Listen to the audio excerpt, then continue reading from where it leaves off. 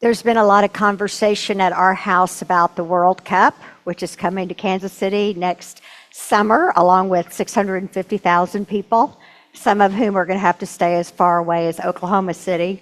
So I am like, we really need to rent out 2 rooms. I mean, we're right by the trolley. We're right by the Nelson. You know, we could make $10,000.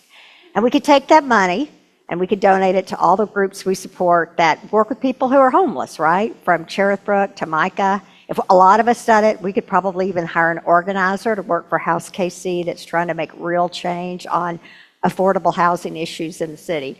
But then my husband, who's more of a soccer fan and knows a little bit about, you know, the unruly fans who could show up, he's like, yeah, how do we keep people from showing up and just trashing the house? Then my son, who's also a soccer fan, is like, people are going to come from another country. They're not really going to trash the house. And then I'm like, couldn't we just screen, right? Like, couldn't we get like mother-daughter or just only women couples, you know, this sort of thing. So needless to say, this is unresolved in our household at the present moment.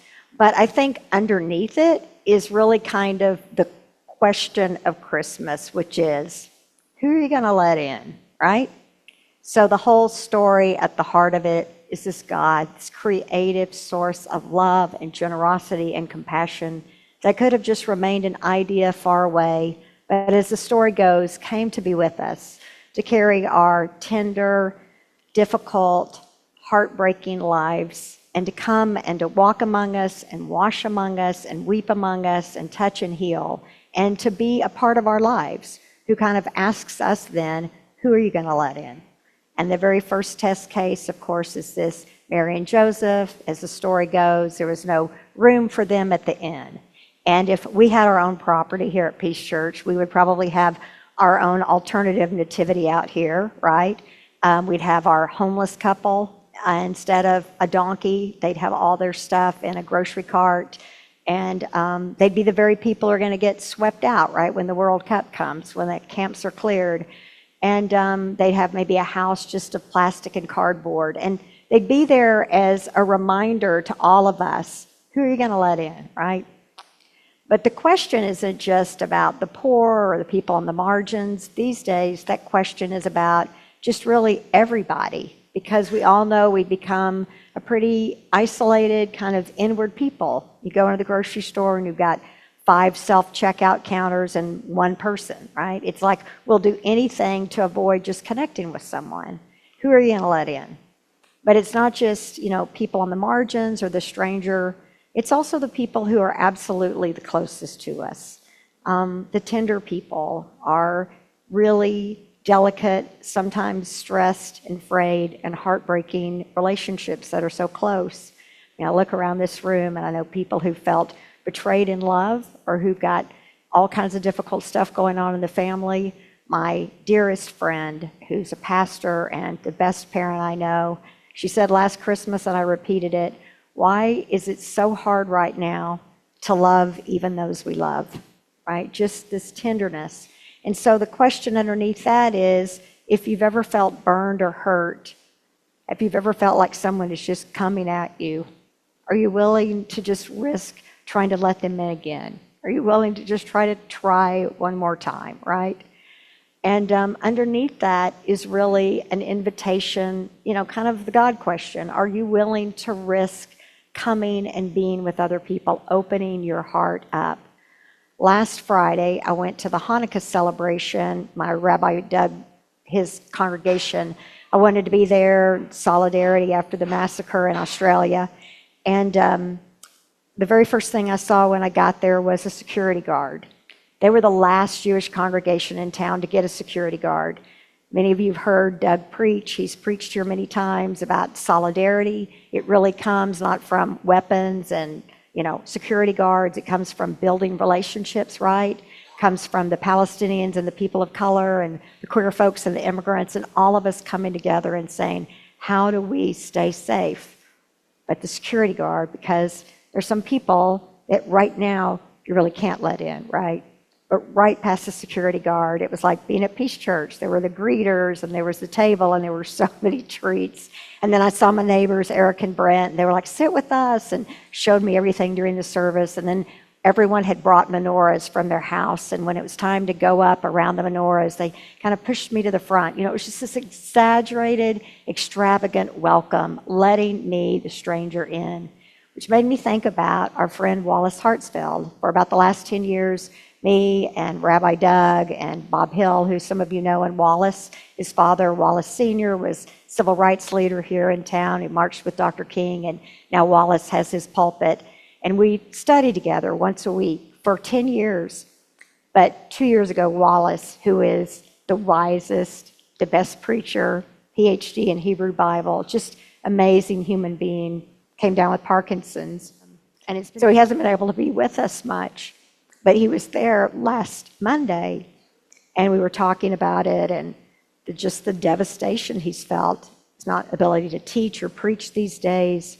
And he said to me, the thing about Parkinson's is it makes you turn inward. It makes your body small. It makes you want to turn in. So he said, what I have to work on with my physical therapy is exaggerating my motions, opening my arms really wide, and walking, swinging my arms and swinging my legs. And I thought, isn't that kind of right now what we all need to be practicing, right? Just kind of like exaggerating our arms, exaggerating our love, trying as hard as we can with the world being so difficult right now. When it's not just hard to read the news, it's hard to read the headlines, right? And I thought about the anti-gerrymandering work that we've been doing in Missouri, on the Missouri side, trying to push back, trying to like get this ballot initiative. We've had other ballot initiatives, right? To like restore reproductive rights or restore a minimum wage or find a way to, make unions still possible. But we had this much time, right? And we had to gather 105,000 signatures across the state in every single county and area. And 10 days before the petitions were due, turned in 305,000 signatures, right? I mean, it's just that exaggerating. It's opening up. It's giving so much, which is really what this season is about, isn't it? Just like all the gifts, all the crazy gifts, all the food, all the too much food. When you've got a sweet tooth like I do, you get a lot of cookies and a lot of sweets at the holidays. And I've tried to get better at that. I've tried to be like, you know what?